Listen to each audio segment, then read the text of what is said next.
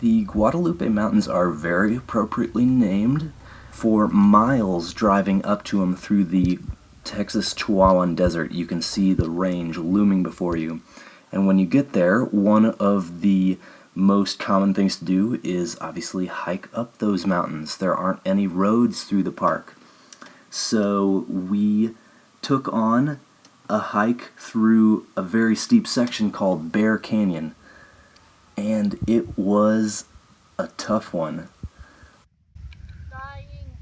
The Guadalupe Mountains are actually a fossilized reef that was pushed up and is made up of algae and sponges.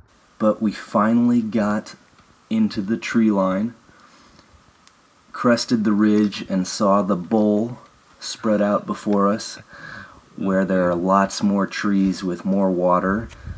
Snow! And a little snow. And snowballs! Nope. No! Ah! Seriously?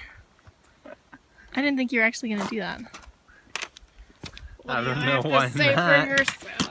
And as we hiked around the bowl, on the other side we saw Guadalupe Peak. After setting up camp in the backcountry, we took in a gorgeous sunset.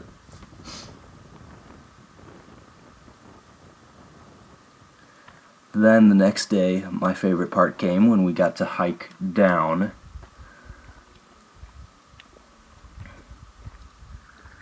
And next on our rest day, we strolled through McKittrick Canyon for what seemed like a very easy 6 miles.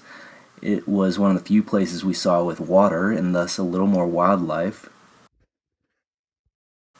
And it was amazingly flat, one of the only trails in the park that can say that. And it leads you to this really interesting grotto that took me by surprise, which is next door to a really cool picnic site. And then at the end is Hunter's Cabin from the early 1900s, which has incredible views right out the front door. On our final day, we took on Guadalupe Peak. It is the highest point in Texas at 8,700 something feet, and again required a lot of hard climbing, thus more shots of us hiking. I feel like that's the most boring video footage ever. Well, what else do you want me to get, Elizabeth?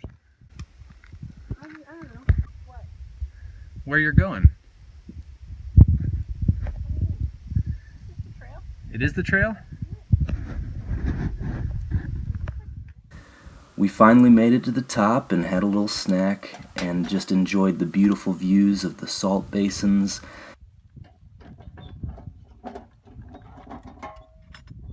and the mountains stretching in front of us.